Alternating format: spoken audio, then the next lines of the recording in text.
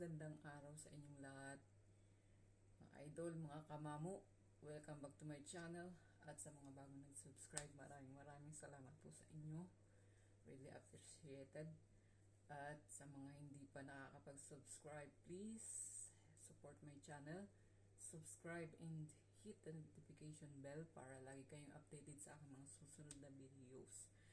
Ngayong araw naman guys ay magluluto tayo ng tinola.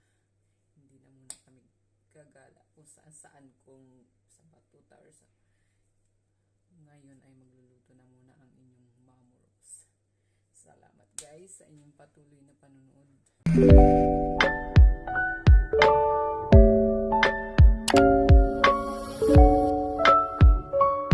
Ang mga sangkap ng tinola, manok. Meron din tayong papaya. Merong chicken cube, ceiling green, bawang, sibuyas at magic sarap. Meron ding patis. Iwain na natin at sibuyas at luya. Sana guys kung may dahon ng sili kaso wala dito sa amin. Alam niyo ba guys, masarap ang tinola kapag malamig ang panahon. Kaya magluluto tayo ng tinola. Tinolang manok. Gusto kong dikdikin ang bawang manok. Dito sa ayaw ko siyang huwain kasi gusto ko yung lumabas yung kanyang katas. Ayan.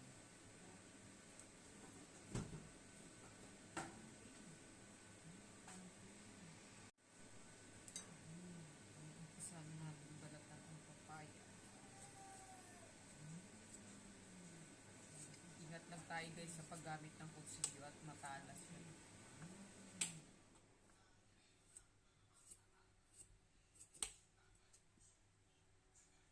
Welcome back nga pala sa channel natin guys.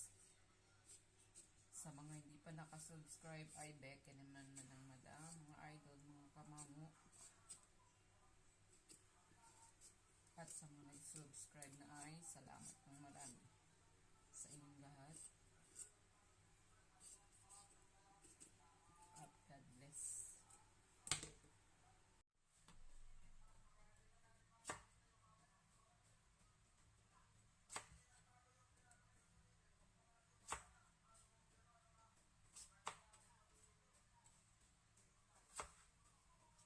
Hiwain lang natin guys sa gitna para hindi siya madurog.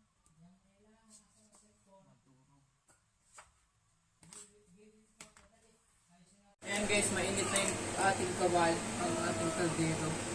Bigyan tayo ng mantika.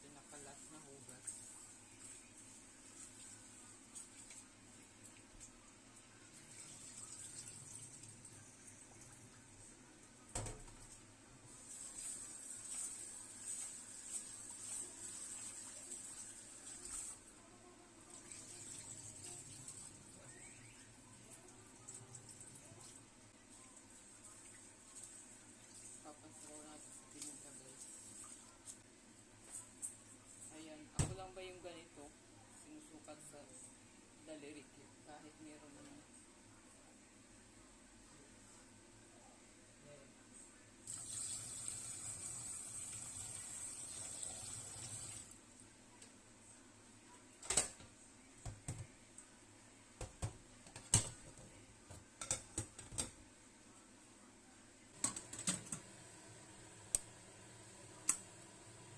Natin kalimutang pindutin guys.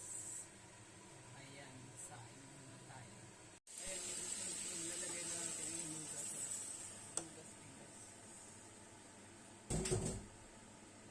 Lagay na natin sa bowl. Para isang luto.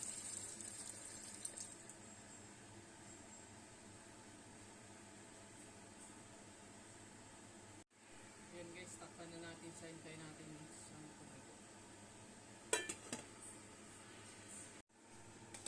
Ayan, luto na guys.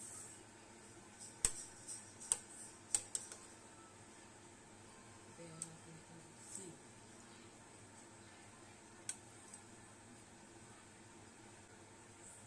Ayan, luto na rin ang papaya. Nadudurog na siya ng sando.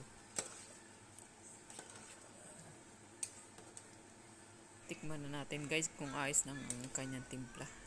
Nag-add nga pala ako ng patis at medyo matabang siya. And then haluin natin siya para mag-mix yung mga sangkap. Ngayon ay tikman natin siya ulit kung perfect na yung lasa. Add ulit ako ng patis at medyo matabang. Maghanda na muna tayo ng ating sausawan patis. Mayroong lemon, kunting lemon. Lagyan din natin ng sili, durugin mabuti. Mas mainam yung maanghang na maanghang para sa mainit na